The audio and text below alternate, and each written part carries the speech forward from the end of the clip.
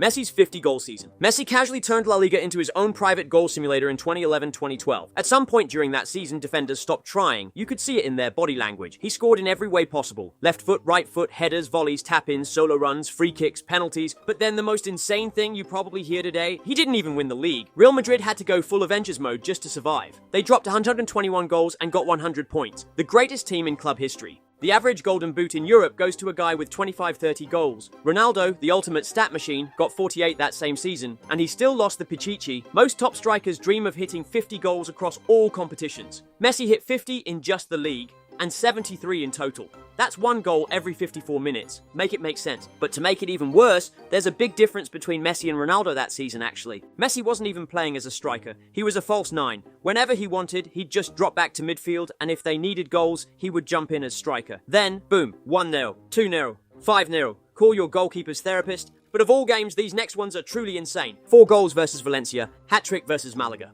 5 against Bayer Leverkusen, okay, that was in Europe, but still. Scored in 10 straight games, took a break, then did it again. Now, more than a decade later, the record still stands. Even peak Cristiano, muscle-built, rocket foot, header guard, couldn't reach 50. Lewandowski in Bundesliga? Nope. Haaland in the Premier League? Still stuck at 36. It'll never be broken. Not because it's impossible, but because football, in its heart of hearts, has accepted that 2011-12 Messi was a cheat code accidentally let loose in real life. Atletico's 18 goals. Unlike the others, this one is a bit dark actually. You know how people say football is about scoring goals? Yeah, not for Atletico Madrid. In 2015-16, they conceded only 18 goals in a 38-game La Liga season. That's not a stat. That's a confession that nobody had fun. They turned the league into a military-grade lockbox. While Barca and Real were out there doing sexy football, Atletico showed up in steel boots and barbed wire. Most teams prepare for a match. Atletico prepared like it was a war. They didn't park the bus, they parked 10 armoured tanks and then slashed the tyres for extra security. But now let's give credit, or maybe blame, where it's due. Diego Simeone. This man didn't just coach defence, he made it a religion. You don't play for Simeone, you bleed for him. You slide tackle your grandma if it means keeping a clean sheet. But remember, this was a La Liga season,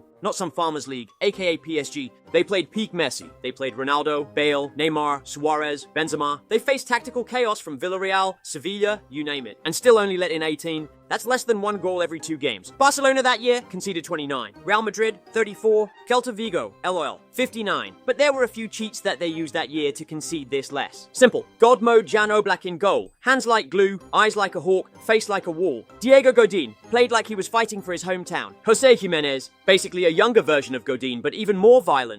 Juanfran and Felipe Luis, fullbacks who didn't believe in joy or crossing the halfway line. Seriously, even in midfield Gabi, Koke, Saul, Augusto Fernandez, while Griezmann was running 14 kilometers per game like a possessed child. Not just scoring, he was pressing, tracking, tackling. But the mad thing of all is maybe even that they didn't even win the league. Barcelona did. Yeah, Atletico finished with 88 points in 3rd place, with only 18 goals conceded. They didn't just build a wall, they built a bunker, and still got outpointed by tiki-taka maniacs. 474 La Liga goals. There are goal scorers, there are legends, and then there's Messi, the reason La Liga top scorers gave up trying. He didn't just break the all-time goal record, he deleted the competition. 474 goals in La Liga, for one club, just pure uninterrupted domination of Spanish defenders, for 17 straight years. To be precise, 474 goals in 520 matches. That's nearly a goal per game. For 17 years. But do you know who else scored that consistently? It's Cristiano. Nah, just joking. Nobody. Not even Cristiano. But the real madness is maybe even the next thing. The second highest scorer in La Liga history? Cristiano Ronaldo. 311 goals. Respectable, right? Well, he played 292 games, scored 3-1-1, then left for Italy. The gap between Messi and number 2 is 163 goals. That's an entire Fernando Torres career.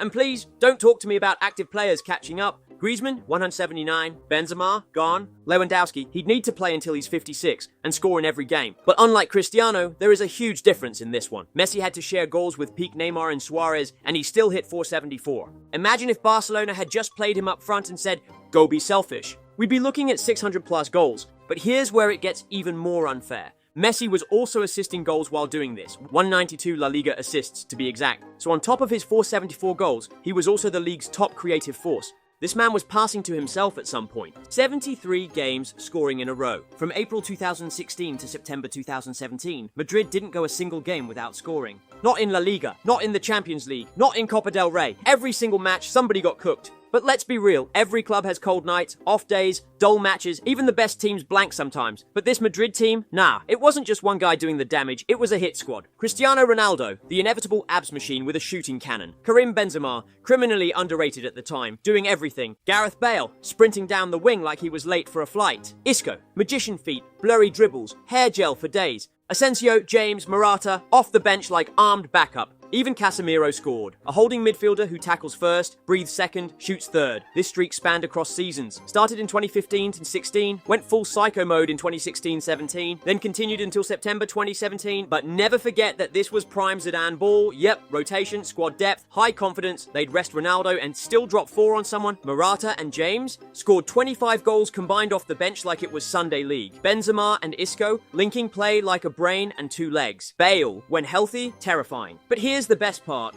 This streak didn't just happen quietly. Madrid fans made sure you knew. Another match, another goal. Did your team score this week? At least that's what they said. Even in away games, they'd silence entire stadiums by the 10th minute. Then score again. Then shush your grandma. Eventually, people were watching Real Madrid just to see if they could ever stop scoring. Spoiler, they didn't. But then the unimaginable finally happened. Real Betis finally did it in September 2017. Shout out to Betis for doing what 72 straight teams failed to do. Keep Madrid quiet. And they didn't just hold them to 0, they beat them 1-0. At the Bernabeu. Legendary. If you want to beat this record, you'd need Messi, Ronaldo, Haaland, Mbappe, and Lewandowski in one team. And even then, it's not guaranteed. Athletic Bilbao. Yep, this one is actually shared. Since La Liga started in 1929, only 3 clubs have never been relegated. Real Madrid, Barcelona, and Athletic Bilbao. Other clubs spend millions. They fly scouts to Brazil, Argentina, space. Athletic Bilbao is your grandma from the Basque country, but you're in. That's the scouting policy. They only sign players born in or with roots in the Basque region. That's not just loyalty,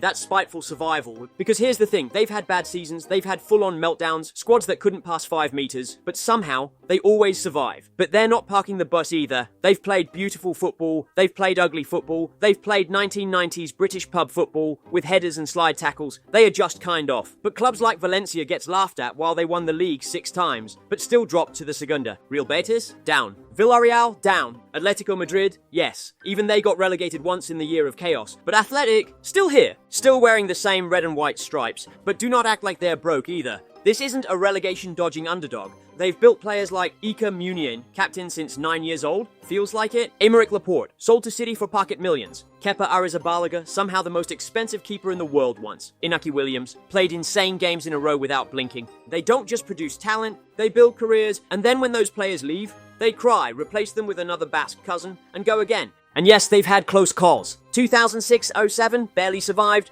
fans were praying, defenders were cramping, but even then they pulled it off. Because Athletic doesn't relegate, they regenerate. No other club has mixed tradition, pride, and stubbornness like this. They could finish 17th for 5 straight seasons and still show up next year with 11 Basque lads ready to swing elbows.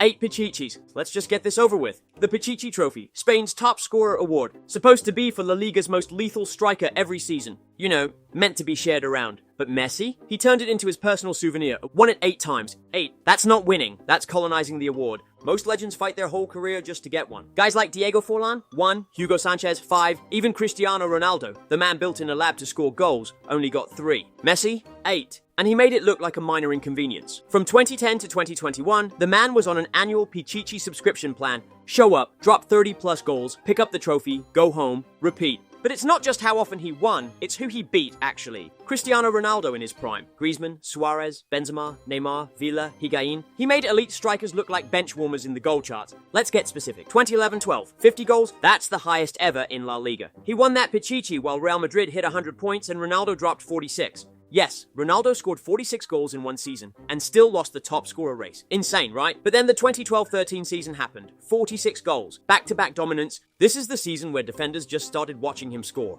Seriously? 2016-17, 37 goals. No Neymar, no Xavi, but just pure Messi carnage. At this point, teams were defending Messi by praying. And eventually, the football god said, nope. But the insane thing during most of these seasons is that he mostly played at the right wing. Now, after Messi left, the Pichichi Trophy immediately became confused. Benzema got it once, Lewandowski picked one up. But it hasn't felt the same. The aura's gone, the intimidation is gone. It's just a trophy now.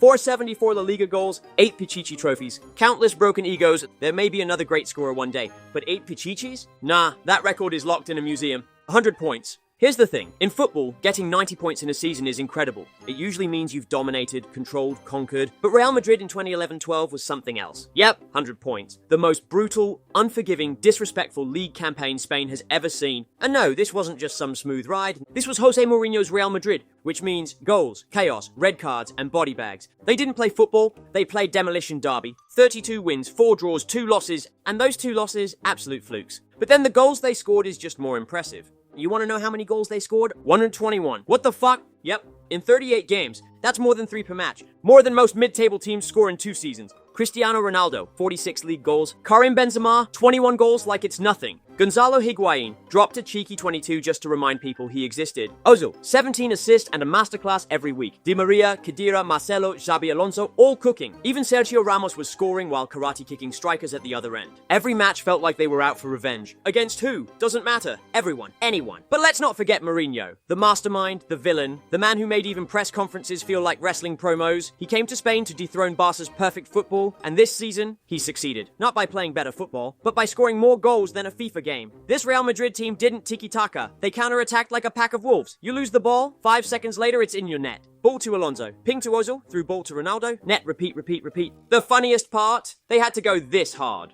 just to beat one man. Yep, Lionel Messi. That season, Messi scored 50 league goals. 50. And Madrid still finished above him, because Ronaldo dropped 46, and his whole team turned into goal-hungry monsters. But it's not like they had a super weak league to stomp on. Barcelona had prime Messi, Xavi, Iniesta, Busquets, Dani Alves, Fabregas, and still couldn't keep up. Valencia, Atletico, Sevilla, all solid squads. Madrid just didn't care. They bullied everyone equally. Even their away form was nuts. Away to Sevilla, 6-2. Away to Osasuna, 5-1. Away to Athletic Bilbao, 3-0. No respect, just pure destruction. 21 assists. We've already talked about Messi scoring like he had a glitch in real life. But let's switch it up, because in 2019-20, Messi decided, I'm bored of scoring, let me just feed everyone else. 21 assists, a La Liga record. And honestly, he could have had 30 if some of his teammates had legs made of bones instead of IKEA wood. 21 assists, that's almost 1 per match, in a team that looked like it had Barcelona branding but Getafe tactics. This wasn't prime Xavi and yesterdays. This was Messi dragging a broken wagon full of half-injured midfielders and confused fullbacks, and still putting chances on a plate like a 5-star waiter. But let's be real, most players assist because they have to. They mishit a pass and boom, lucky goal. Messi? He assists because he feels bad for everyone else, kind of then. And Messi still won the Golden Boot that same season. That's right, he topped the assists and the goals chart. He didn't just carry the team, he carried the league.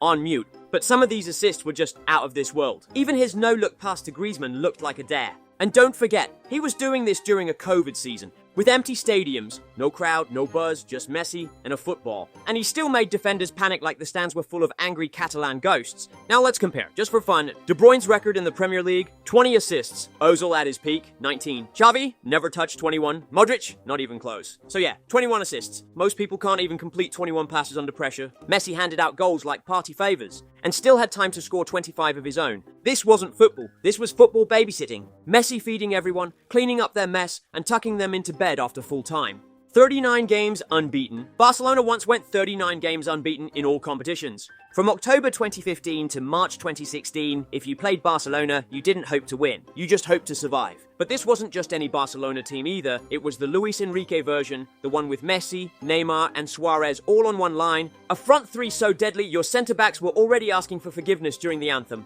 MSN. Insane attack. But this didn't happen at once. After losing to Sevilla in early October 2015, something snapped. Barcelona didn't just recover, they activated demon mode. They went on to win games like they were bored. Sometimes by 1 goal, sometimes by 5, and sometimes by whatever number they felt like that day. Real Madrid, 4-0, at the Bernabeu, in front of their own fans. Messi didn't even start that game. Iniesta got a standing ovation. From Madrid fans. That's how humiliating it was. Valencia, 7-0. Yes, 7 in a semi-final. Valencia fans left at halftime. Their coach looked like he aged 6 years in one night. Celta Vigo, 6-1. You remember the penalty pass goal? Messi fakes a shot and passes sideways to Suarez, who finishes it. Everyone went mad. Twitter melted. FIFA considered deleting the game. They weren't just beating teams. They were bullying them. And not with long balls and brute force. With style. With confidence. With disrespect. Opponents were trying to defend against 5-yard passes, only for Neymar to nutmeg someone just because. And let's be clear, this wasn't just attack good, defense meh. They had a well-balanced squad. Busquets, the midfield ghost, he appeared, intercepted, and disappeared again.